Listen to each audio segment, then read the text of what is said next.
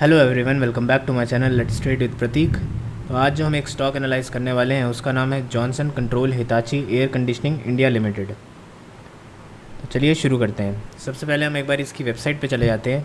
तो ये air cooling business में है।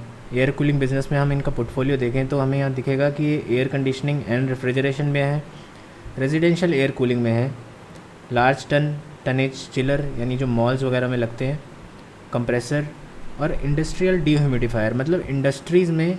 तो ये ना कि सिर्फ ये रेजिडेंशियल एयर कंडीशनिंग में है, ये एक इंडस्ट्रियल एयर कूलिंग में भी है।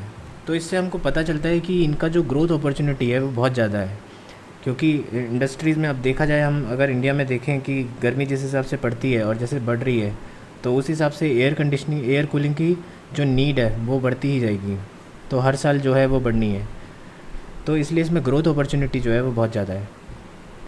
अब एक बार हम इसके फाइनेंशियल में चले जाते हैं। तो फाइनेंशियल में जाएंगे तो हमें दिखेगा कि यहाँ पे प्रमोटर की जो होल्डिंग है वो 74.2 है। ये एक स्मॉल कैप कंपनी है और प्रमोटर होल्डिंग अगर हम चले जाएँ तो यहाँ पे हमको दिखेगा कि 74.25 जो है वो प्रमोटर के पास में है और पब्लिक के पास जो है वो 9.8 सिर्फ 9.8% है।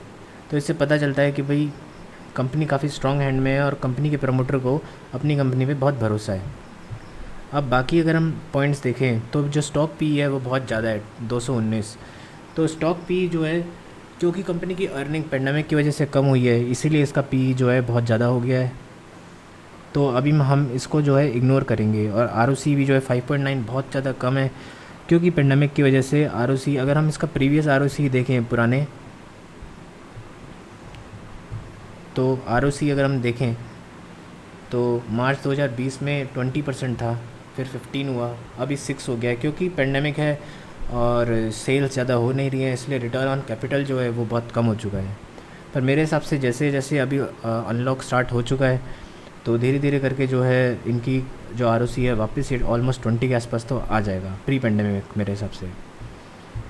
तो अब हम अगर एक बारी इनकी बैलेंस शीट पे चले जाते हैं, क्वार्टरली रिज़ल्ट्स पे। तो क्वार्टरली रिज़ल्ट्स जो हैं वो आए हैं 579, और अगर हम पिछले क्वार्टर से कंपेयर करें तो वो 433 था। तो यानी क्वार्टरली रिज़ल्ट्स काफ़ी अच्छे आए हैं। और जो अगर हम ईयरली देखें तो ईयरली जो है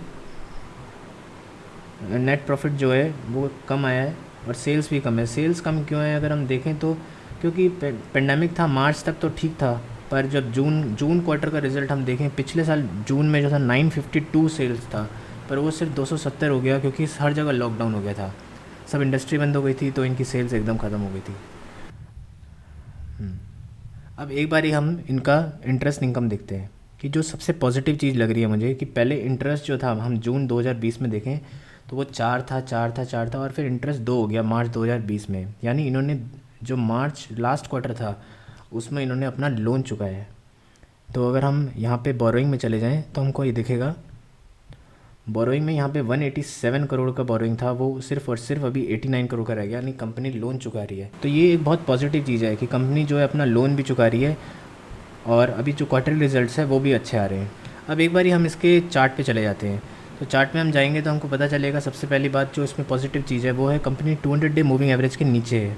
दूसरी पॉजिटिव चीज़ जो है वो लोअर वॉल्यूम पे इतनी हाई वॉल्यूम आ रही है, मतलब इतनी हाई वॉल्यूम यहाँ पे भी नहीं आई थी, कि जिससे शेयर प्राइस यहाँ से ऑलमोस्ट 2200 से 2800 चला गया था। तो इसका मतलब यहाँ पे माल को परचेज़ किया जा रहा है। और एक और चीज़ जो मैंने इसकी बैलेंस शीट में देख के एनालाइज़ की है वो ये है कि जो जून क्वार्टर का रिज़ल्ट आता है वो हमेशा बहुत ज़्यादा होता है मार्च से। तो मार्च का अगर यहाँ पे 665 था तो यहाँ 952 है, यहाँ पे 433 था, तो यहाँ पे ज़्यादा होना चाहिए था, पर पेंडेमिक की वजह से नहीं आया। पर क्योंकि अभी अनलॉक हुआ है तो मेरे हिसाब से यहाँ का जो जून क्वार्टर का रिज़ल्ट आएगा वो 579 से ज़्यादा होगा। तो उससे जो है पॉजिटिव, काफ़ी ज़्यादा पॉजिटिव इम्पैक्ट पड़ेगा। और स्टॉक पी जो है वो भी 219 जो है, इससे 219 से काफ़ी नीचे चला जाएगा, और तब ये जो है काफ़ी लुक्रेटिव लगेगा। तो मेरे हिसाब से इसमें ये एक बहुत ही स्ट्रॉन्ग सपोर्ट पे है। कंपनी के फाइनेंशियल भी बहुत अच्छे हैं, और जब लोअर लेवल पे इतनी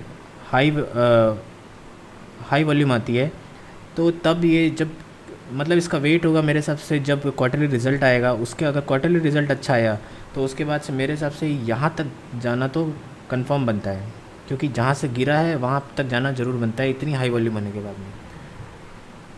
तो अगर हम यहाँ से हम टारगेट देखें, जो शॉर्ट टर्म टारगेट है